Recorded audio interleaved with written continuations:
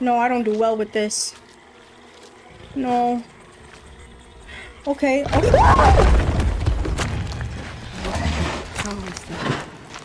Oh. Oh. Please. Don't make me fight it. Don't make me fight it. Games aren't just games. They are other worlds. Let's explore them together. Hello, my fellow YouTubers. It's the YubileeTuber, and tonight we are jumping right back into Alone in the Dark. Last time we finished chapter 1, where I learned about my uncle Jeremy, who's involved in some crazy voodoo cult. I'm trying to find him along with a detective that I bring along with me, but I'm playing as Emily Hartwood, and I've encountered some really scary monsters, and I don't know what to expect, but I'm really excited and scared. Alright, so grab your snacks, lay back, dim the lights, and let's go. Alright, so this is where we left off. Despite making a fool of herself in front of Dr. Gray and Detective Conby, Emily felt surprisingly invigorated. She felt absolutely sure that it was her manipulation of the talisman that had brought her back to Deseto. Jeremy mentioned 2 items in his commonplace book that somehow connected him to 2 more dreams, or whatever they should be called. If Jeremy had 2 more worlds open to him, then maybe he would hide there if he was scared. Or maybe he found a way to Tarawea, the place Jeremy so desperately wanted to visit. Excited to follow up on her clues, Emily set out to find the old clock and the boiler. I have these lanyards, which reveal some sort of secret when I complete the collection. I just need one more thing to unlock this secret about the Crescent City. So I gotta go to the boiler, but I do want to clear out every area that I can. Ooh, I could open this now. Alright, we didn't get to explore this area last time. Broken plates. Oh, you're right about the plates on the boiler and the clock. They have been sabotaged, and I think I know who did it. They have something to do with Jeremy's episodes and how he seems to disappear at night. Right now, it's important that you keep an eye out for any of the pieces. I want to find out if I can repair the plates. Let me know if you find any of them. Lottie. Tell Lottie to take a look at the well in the kitchen garden. Another clue. Ooh, I got a room key. Repairing the boiler clue. Saw your notice in the boiler room. You should know Mr. Chance won't be coming back. I got no business being in there myself, but you can take a valve from the wine cellar if you want to try to stop the steam pouring out. Be careful. Looks sturdy. Doubt I'll be opening this. I don't think I have anything that tells me how to open that right now. Interesting. It's all the patient files except for Jeremy's. Why don't they have a file on my uncle? I need the key. Alright, we're gonna need to come back to this place. I wonder if I could just go all the way upstairs to the attic. Oh, wow. Look at all of these. These are really cool. I really like these.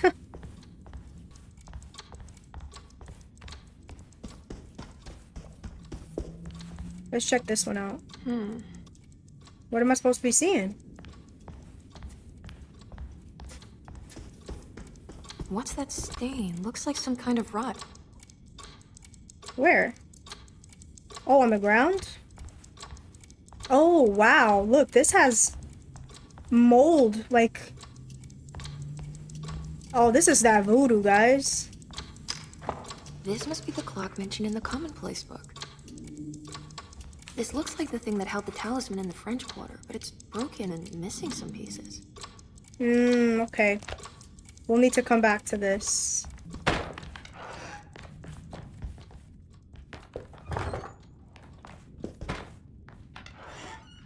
Okay, this is Jeremy's room.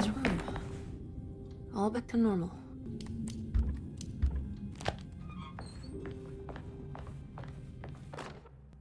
Oh, a clue that we didn't notice was in his room before. Emily's here. Oh, the little girl must have done that. I wonder whose room this is.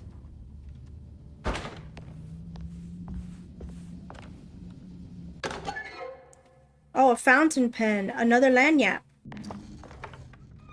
Oh, they're giving me ammo. You guys know what that means.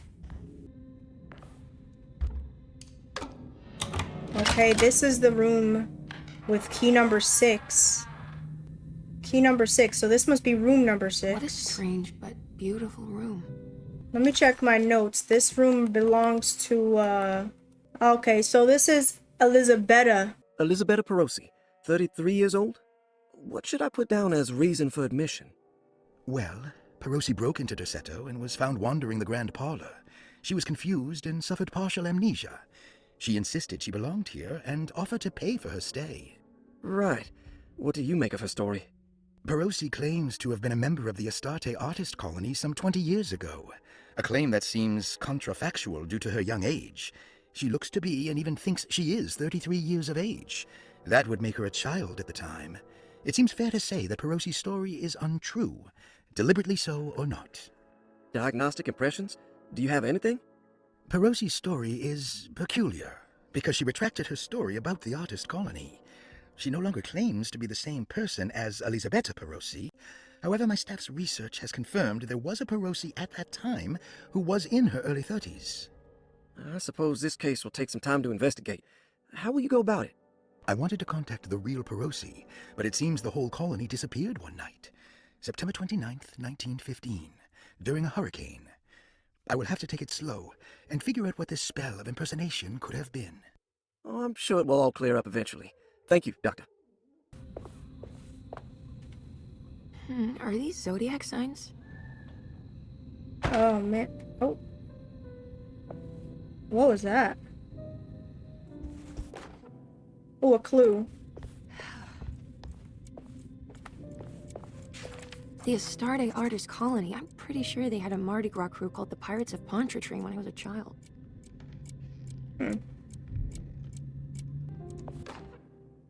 Will I need to remember how to get them out again? They are locked up for good reason. I am sure she is still able to whisper the answer in the ears of the wrong people. But not for long. I will see her burned soon enough. That black goat will be sacrificed to put an end to it all. Then it will all be over. No more Derceto, and sadly, no Astarte. Those good pirates of Pontchartrain. May you still sail the lake, until you find the shores of Hali. Interesting. Oh, guys, I see the code here. It's Aquarius, Sagittarius, and Scorpio. One looks like little waves, one looks like an arrow, one looks like an M. Waves, arrow, M. Waves, arrow, M. Waves? Where's the waves at? Wait, these don't match. What are these? James McMahon? There's some aggressive-looking rot on these paintings. William Argus? Franklin Mosig? Brian Gumphrey? Philippe J. Curtis? And Nora Keith. What does any of this mean? William Franklin and Nora have the rot. So, William Franklin, Nora. Where are they? William is 2. Franklin is 9. Nora is 4.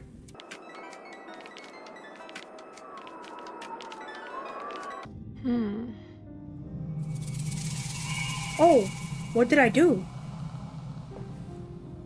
I figured it out. I think I figured it out. 294.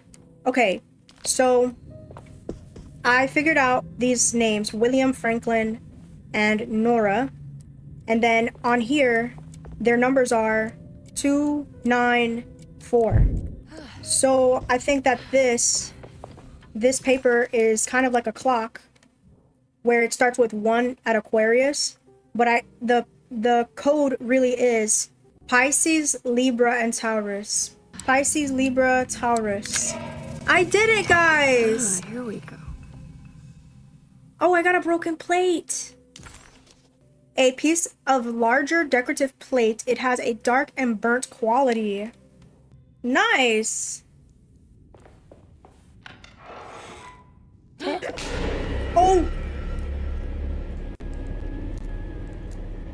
Oh no. No, why? Why did everything change again? No, why is the music popping off right now? No, no! Guys.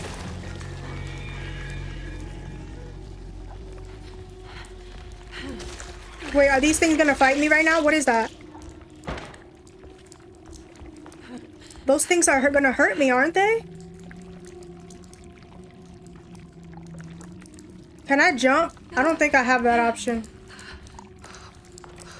Oh, they are hurting me! No! I gotta run! I just gotta run! I gotta run! I gotta run! I gotta run! I gotta run!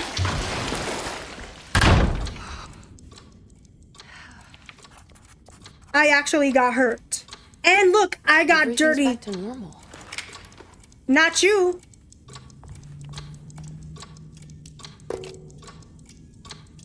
Well, I got a piece for that. Suddenly, Jeremy's bleak dreamscape devoured Emily, drowning her in dread and darkness, only to moments later spit her out again. What had happened, and why? Was that her doing, or did someone else make it so? I hate it when it tells me I could sprint. Why are you telling me that? Oh!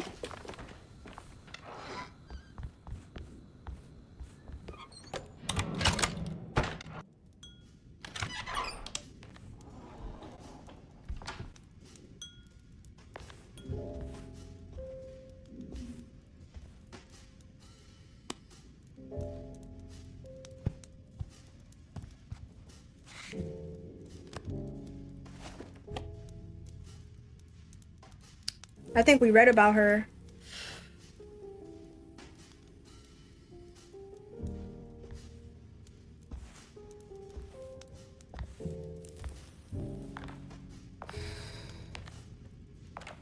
Good evening, Miss Hartwood.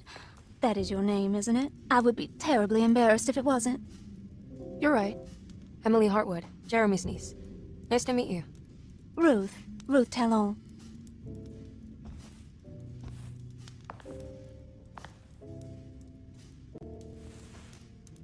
What is happening right now? Is that Perique you're smoking? How terribly quaint. Maybe so, but I like it. Would you care to share some? That smell is making me feel very nostalgic. Oh.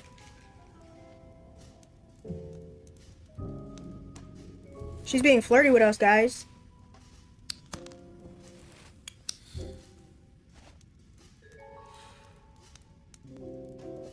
Is it all that you hope for? I enjoy your light mockery, Miss Hartwood. I can tell we would make great friends. How flattering. Too bad you're locked up in this place. Your insincerity is really refreshing. I wish you were mad as I am. Then you could stay. Give it a few years and I might just be. Lunacy is one of my family's few privileges. Oh, good. I'll be looking forward to it.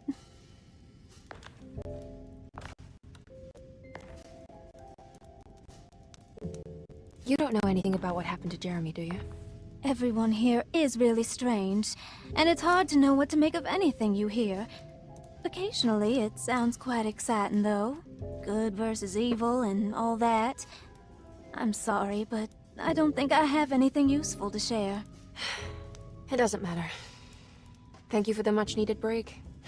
Bon voyage. Interesting interaction. This place is really cozy, though.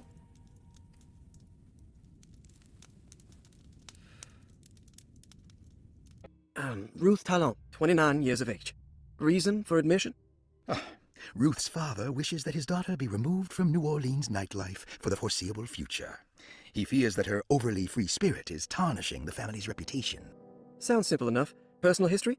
Ruth comes from considerable wealth. Her family owns several hotels and restaurants. Unlike the rest of the family, her sense of adventure has taken her around the world, including France during the Great War as a photojournalist. The last decade, she has provoked many rumors of being a debauched flapper, bordering on nymphomania. And diagnostic impressions? Despite her father's frivolous reasons for her to be admitted, Ruth does seem to provide an interesting case. She is refreshingly open and doesn't shy away from talking about her life during the war or her continuous celebration after returning to the States. She is admittedly a sexual deviant and feels no remorse. And her treatment plan? Simply staying at Dorsetto should do wonders for Ruth. If not, at least for her family's reputation. Ruth doesn't need to change, but with therapy I might be able to share with her some sympathy towards her family. I doubt she will settle down and become as dull as the rest of them, but at least she might try to be more discreet in the future. Are you reading anything good?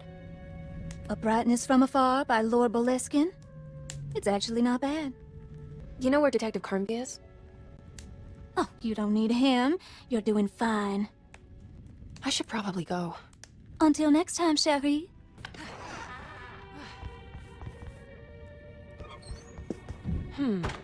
Yo, let me get this. Hey, I got a new weapon. Fire poker. Let me get all of them. It's wedged shut. All these doors are wedged shut.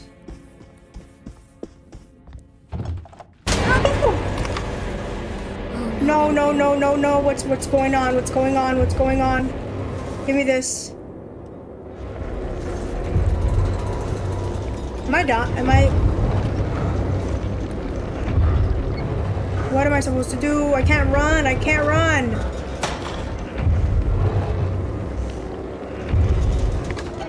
Oh, I got bolt cutters. Are these bats flying?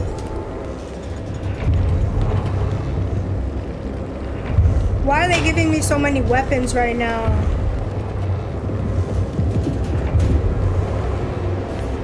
Oh.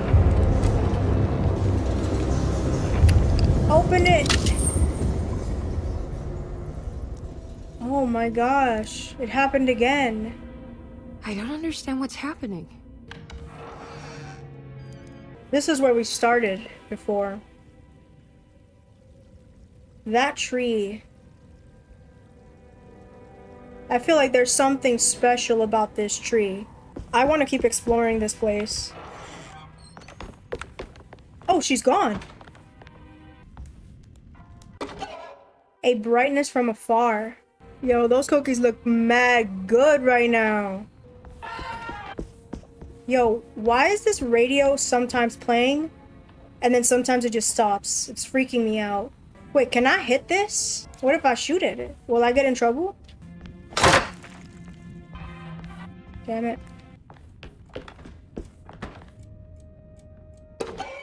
Ooh, nurse watch. Can I throw myself? Oh, wait, there's a... I need to get to that ladder.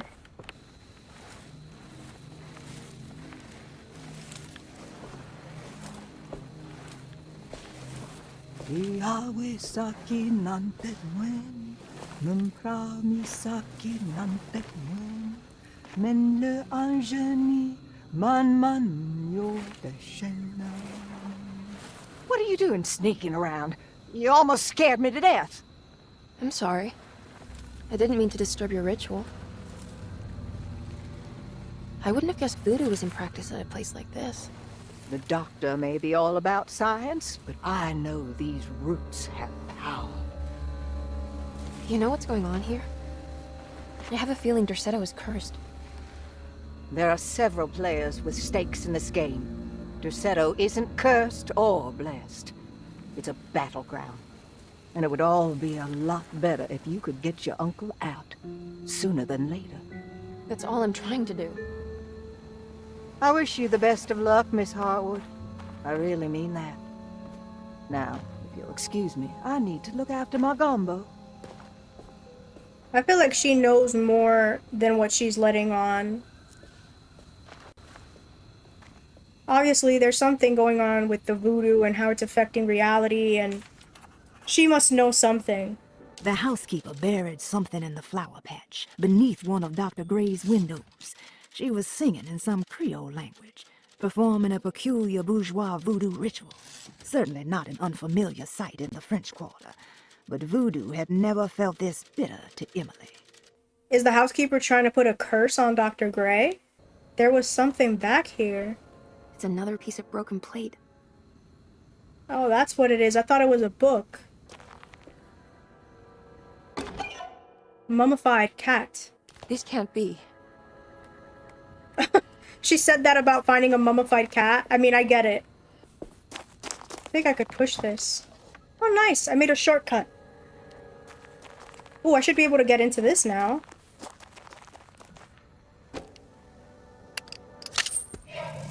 It worked. Nice. This will help me get the puzzle piece, I think. What's this? Girl, it's a hose. What are you talking about?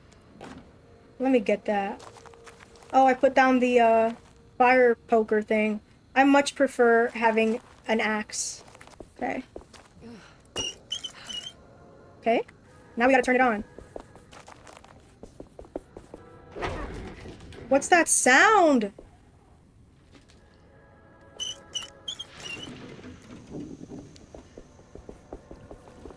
There we go. Broken plate. A piece of a larger decorative plate. It has a dark and burnt quality. Oh, now I can take that shortcut and put that piece in the clock.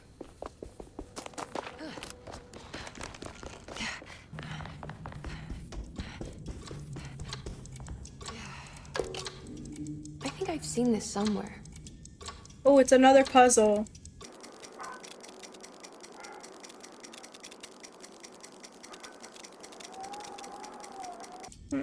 I think that this is what I need to solve that clock.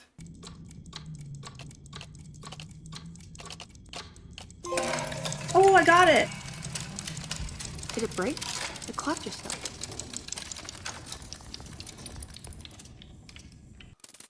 I could barely see that. So it's gonna be 853. No, this is not right. Okay, I noticed that each of these clocks stopped on a number. 6, 3, and 4.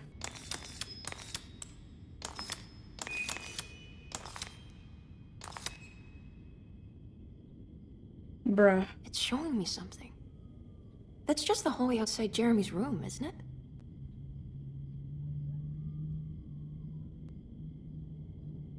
Huh. The hallway outside Jeremy's room. Oh, snap. I didn't mean to do that. The hallway outside Jeremy's... Oh! Oh, no, wait. Oh, guys, no. No. That door just opened by itself. Can I... Can I open any other doors? No? Okay. Okay. Oh my god. Y'all, I hear movement. I feel like something's gonna try and jump scare me. Please, please no, please no, please no. I did it. I opened up another dream. Oh yeah, we opened up another dream like this is no big deal. Oh my gosh.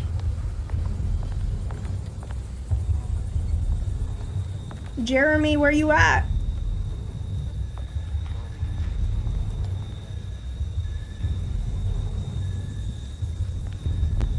Oh, okay. Nothing jump out at me.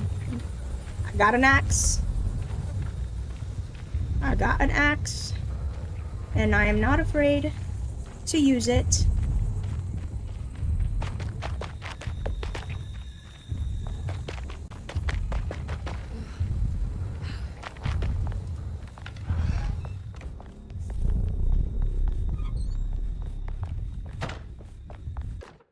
Oil rig report. May 1923. Monday. All okay. Ready for delivery. Maintenance. Oil pump must be serviced. Any tampering causes large spills unless properly forestalled. Tuesday. Shipment delayed but delivered. Maintenance. Service bridge close to broken. Wednesday. Prospectors reluctantly agreed to show the burial mound to Mr. Hopwood, a painter, who read about our finds in the papers. He means to return tomorrow and try to find a way inside. Thursday. Mr. Hartwood's efforts delayed. The workers seem nervous about his presence. Hartwood promised not to return to the compound. Instead, he has taken up an offer by L'Officier, the riverboat captain, who means to pilot him to the site tomorrow morning. Hopefully that's the end. Work can resume. Maintenance. The bridge from the oil tower to the bayou has collapsed. Sabotage suspected. This is the devil that guides us now. Oh, I don't like that. Huh. I need the key.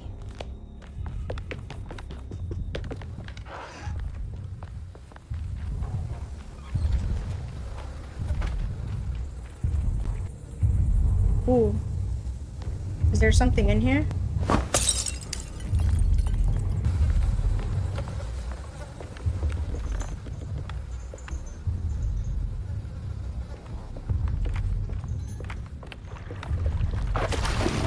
Ooh, what is that?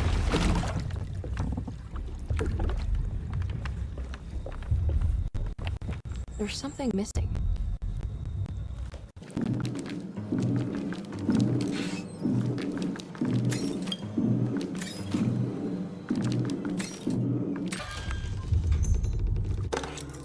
Okay, nice.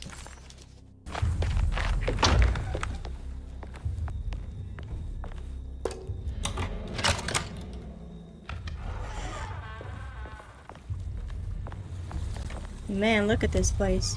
Yo, do y'all see that? Look. He's just chilling. Oh, I want to shoot him, but at the same time, I don't think I need to. He doesn't even see me. Oh! Oh! Oh, it's a party out here, huh?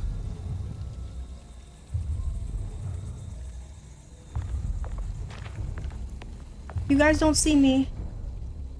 You guys really don't see me.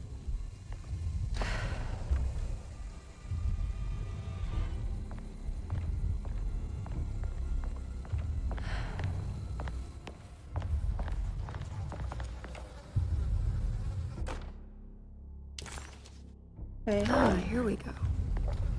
I heard a noise. Something's gonna jump me, I feel like.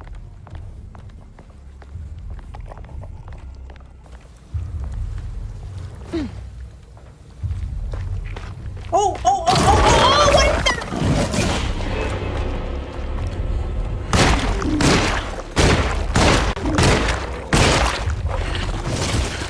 Hold R1 for a heavy attack. Oh. Oh, that did it. Oh my gosh. Look at this creature. It looks like a sea creature almost. Oh, this is giving me Lovecraftian vibes, definitely. Whoa.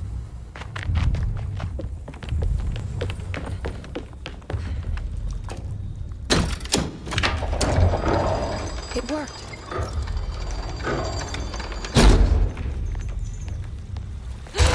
No, no, no, no, no, no, no, no, no. Oh my gosh, I thought I almost fell through. Oh, that scared me.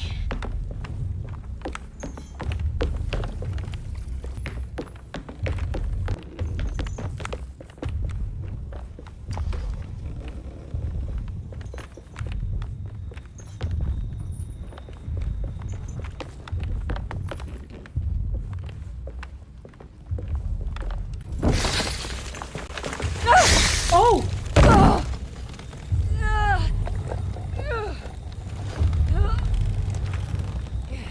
Oh, another one! Another one!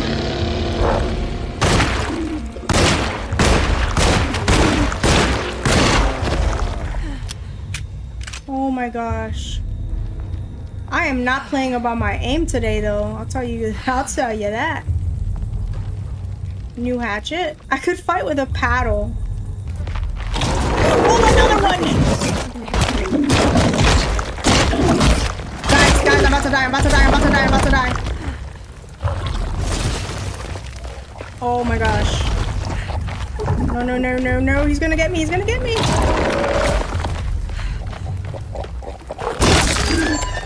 Oh. Oh, crap. Anyone want to come out of the woodwork?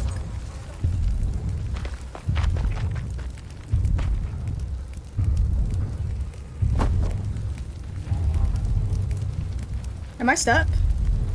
I'm stuck. I'm stuck. I'm stuck.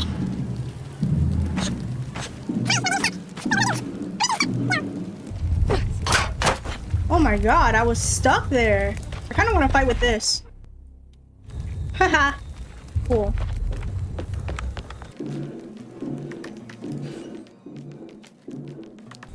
Ooh, a shovel's even better. Oh, I can break this. Cool. Wait, I want to get a new shovel though.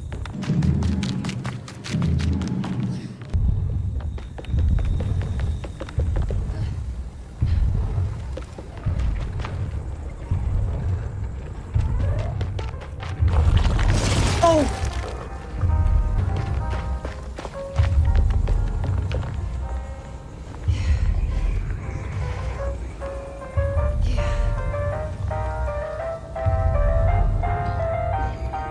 What is this music playing?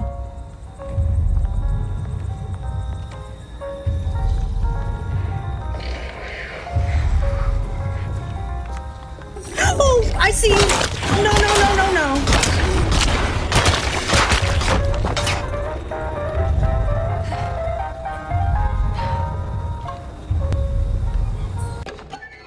Oh, a gazing statuette.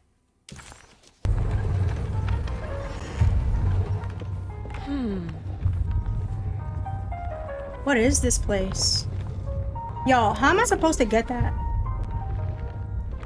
You see that, right? Look at that. There's a box of bullets down there. It's not letting me grab it. That's some bull. Oh, no, no, no, no. Oh my gosh. I am standing on business today, guys. Oh no. That sound like a lot of enemies over there. I want to go back really quick and grab a melee weapon. There were a ton over here. Yeah, let's grab one. Oh, we gotta do a little sneaky sneak.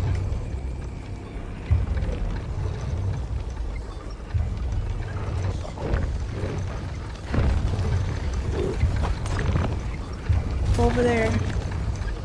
Oh my god, oh my god.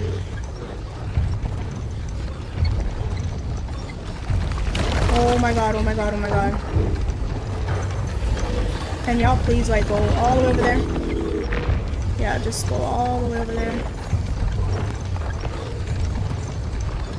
What am I supposed to do here?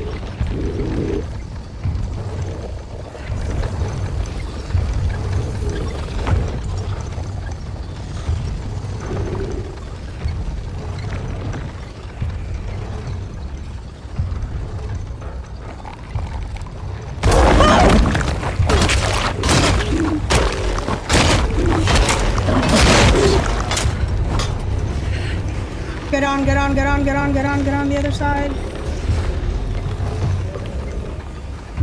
Oh, they're coming for me.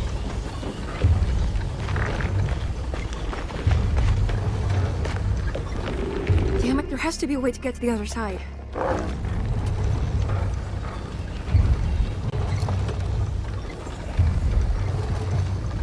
Okay. I didn't mean to do that.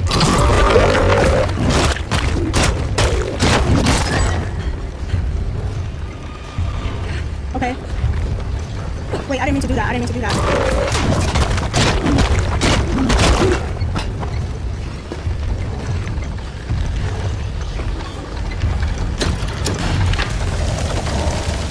Oh my god. Oh my god.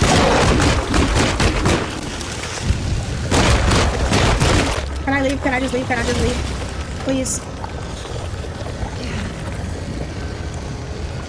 Oh my god. What is happening to this place? Please don't fall off.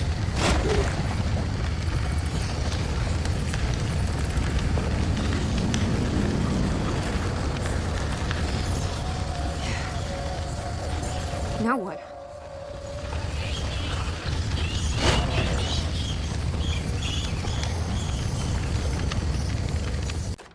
Tough cloth. Now, oh, oh! Don't look down, Emily. Tough cloth.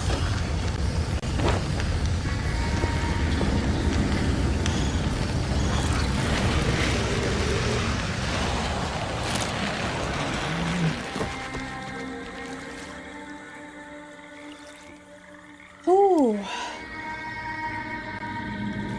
I hope I didn't leave anything behind over there.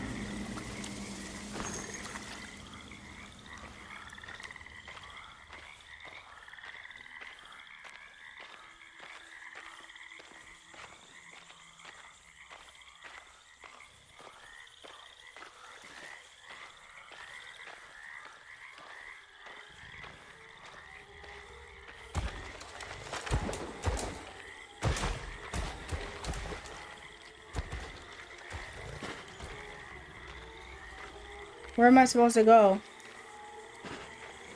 In the water? Bro, oh no, no, no, no, no. No, I don't do well with this.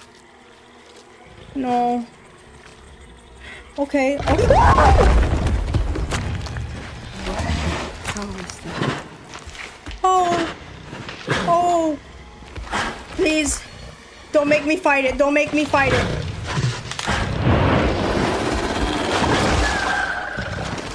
What the hell is that?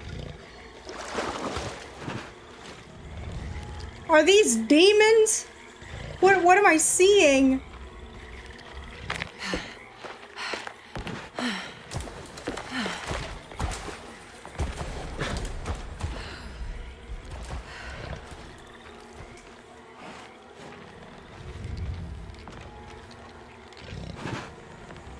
Oh my gosh.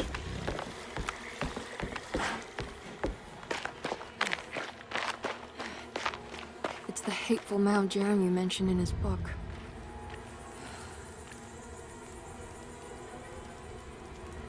Oh.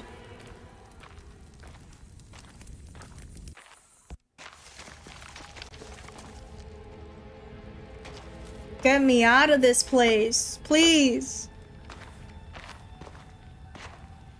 I would have broken my ankle right there.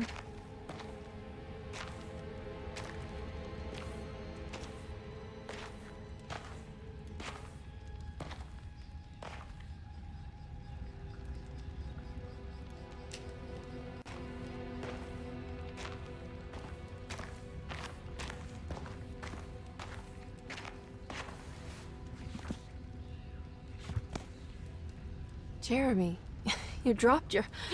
Oh! Who are you? Mrs. Marcus? Get off of me! Who is this, Lottie? What are you doing here? Trying to find my uncle. Jeremy is your uncle? Could you please? Is this Batiste's, the girl Batiste was... Thank you. And it's Miss Hartwood. You don't remember me? I remember you, Mr. Bois. I met your brother, Batiste, earlier. Yeah, Batiste's sister. I suppose he hadn't found Jeremy either then. We spread out to find him. Can I have this? I'm trying to get to Tarawea. Fine, believe the rest. I just want Jeremy to come looking. We have to leave before it comes inside. What? Where? Come quick.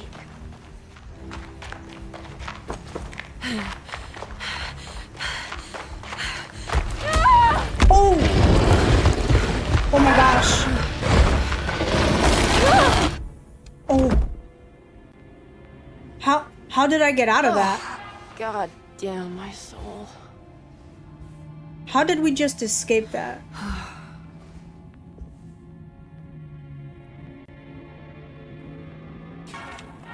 I'm back at Dorsetto. What the heck? The dream of the grave under the cheniere suddenly vanished, and Emily found herself back at Desetto. Instead of Jeremy, she found Lottie, who, just like her brother Baptiste, reminded her of John, who died so bravely in the war. She pushed her painful memories out of her mind and returned to her investigation. She still needed to figure out what to do with the boiler. Okay.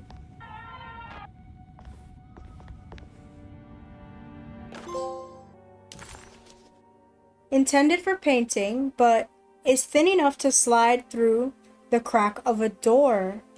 Oh, I think I know what I could use those for. Reflections of the power of the verb in certain texts. Sitting room key.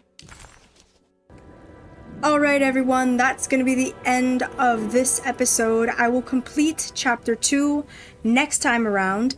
I hope you are all enjoying it. If you are, please comment, like, and subscribe to see more of this amazing game.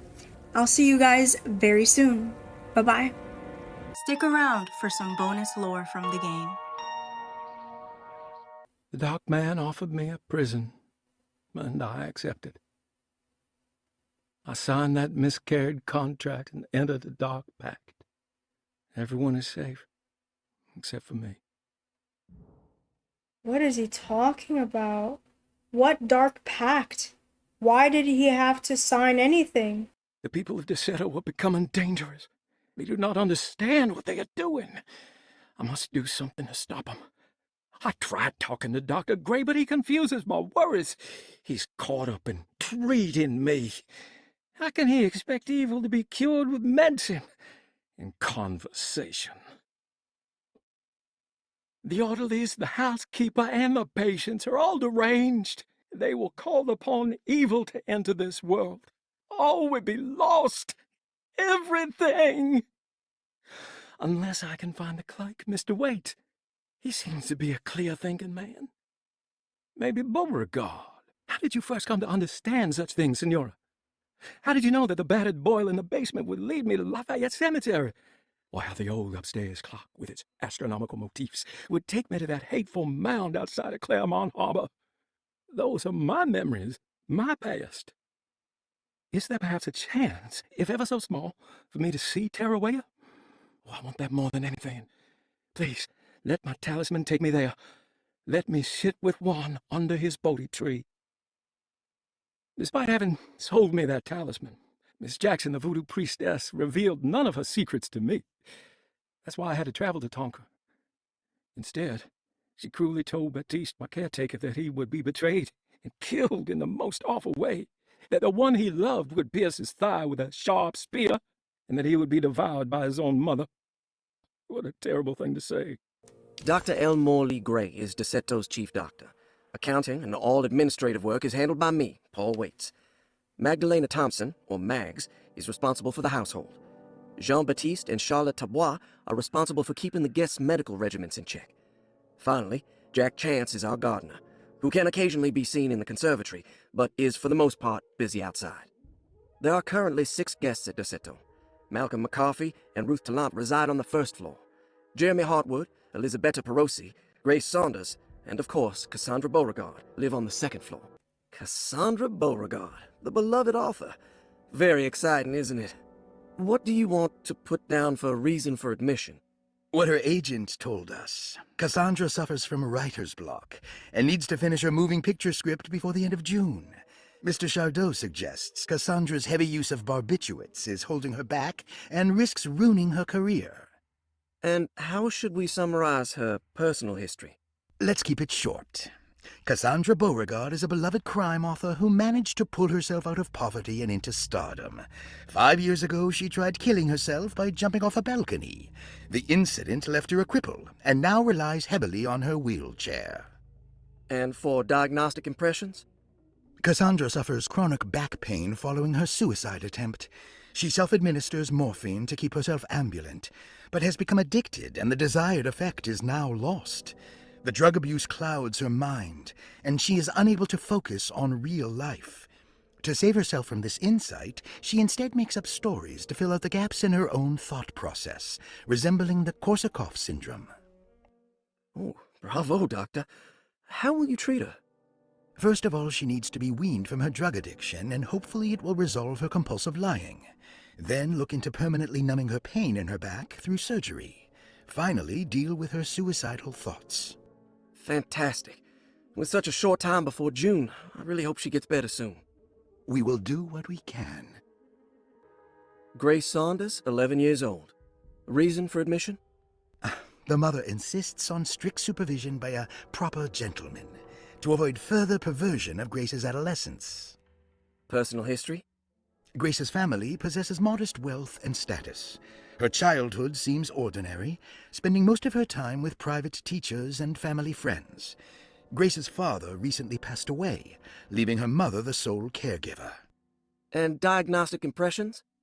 Grace has trouble dealing with her father's death. She is willingly suppressing her feelings on the matter and isn't properly acknowledging the trauma she suffered. Any planned treatment? Grace needs nothing out of the ordinary. She simply needs parental guidance. Eventually, we can work on her feelings toward her father. Thank you, Doctor. I'll finish the paperwork and get her installed. Malcolm McCarthy, 54 years of age. Reason for admission? McCarthy admitted himself to Dossetto, stating simply that he needs some damn rest. And personal history? McCarthy claims he used to work as a lawyer in Baton Rouge, but says he can't go into details because of some legal dispute. His background remains largely a mystery, except for the occasional clue that he drops in conversation. Huh. And diagnostic impressions? McCarthy is an anxious man and an alcoholic. He often tells half-truths due to some deep-seated inability to trust other people. And how will you treat that? McCarthy will take some time to open up. Spending time with Jack's dog or the child should be good for him. Their harmless nature will help build his sense of trust. Thank you, Doctor. I did it. I crossed the threshold to my intended destination without a focusing device. My talisman now knows these roads, and I have no need for the plates. I can find my way to Lafayette as easy as I find my own room. I visited the grave of my father and seen the oven waiting for me. Thank you for opening these doors. I now must summon my courage and go back to that hateful mound outside the oil rig. I hope you'll be feeling better when I return. Jeremy. Lost Plantations of Louisiana, Terry Bricklow, 1917. Dossetto was a small plantation on the eastern shore of Lake Pontchartrain. The land was considered difficult for industry and was sold for only $30 to Elijah Pickford in 1818. Pickford employed hundreds of workers from nearby New Orleans to clear the woods and build a small plantation mansion facing the lake with a striking Greek Revival temple facade. Dossetto kept a modest production of Perique tobacco and indigo that persisted up till the Civil War. During the antebellum era, Dossetto was the source of many rumors concerning voodoo and witchcraft. People who traveled the lake reported seeing people dance at night in front of bonfires, bleating and wailing. On June 17, 1862, Captain J.W. Norton of the Union Army recounts leading a raiding party from ships anchored in Lake Pontchartrain in order to seize control of Dossetto and free the slaves working there. The captain was surprised to find the workers fighting back with unprecedented zeal. Norton's account describes these men and women as enraged with fanaticism. Pickford reportedly tried to placate the raiders, but was shot in the confusion. Captain Norton left the mansion burning and retreated to his ships with his men. Dossetto was left in ruins for several decades. The ownership of the land was long disputed and returned to the Ledoux family in 1901. Several police reports were filed during the following years as the Ledoux tried to get rid of a camp of squatters on their land. The police made several visits to remove the trespassers, but the people kept returning. On November 1, 1907, Inspector Legrasse of the police charged a deadly attack in order to save several children kidnapped by the squatters. Many were killed, and even more were jailed. The following year, Ledoux rebuilt Dossetto, incorporating the surviving stone foundation and adding a magnificent wrought iron conservatory. The farmland had been reclaimed by the surrounding woods, so it was no longer profitable to use as a plantation. Instead, the house was turned into an artist's colony. The Astarte Artist Colony was a successful group of artists, including figures such as painter Heinrich Cassel and poet Nora Keith. The group was also known for their beloved Mardi Gras crew called the Pirates of Pontchartrain. On September 29, 1915, a tropical hurricane tore through Louisiana, causing Lake Pontchartrain to flood New Orleans. Due to the remote location of Dossetto, it took almost 2 weeks for outsiders to learn that the artist's colony was abandoned. The 12 residing artists had all vanished without a trace. The empty mansion of Derceto still stands on the shore of Lake Pontchartrain, with much of its temple facade intact. The Ledoux family currently has no intention of repairing the house. Reflections on the Power of the Verb in Certain Texts by Juan Luis Jorge. To act is in itself divine. Even the slightest movement of our hand is evidence of our soul in motion. Yet our free will is so easily overwhelmed by the dullness of everyday life. Our actions become rote and rigid, in spite of luxury and comfort. True divinity is found in the choice of leaving the stage where we all perform. People who discover this freedom unexpectedly will be struck by the terror of this revelation and become paralyzed, or worse, turn to suicide. However, if you are able to weather that storm, you will discover that there is a divine path beyond that fear. There is a chance to dismount your destiny and make something new. Something that hasn't been planned for or predestined. There is difficulty in explaining this type of acting as it transcends our everyday choices. This isn't some banal decision choosing one career over the other, or even who I should marry. Leaving the stage, no matter how, isn't a matter of course correction. It's a rejection of the story that the creator is telling.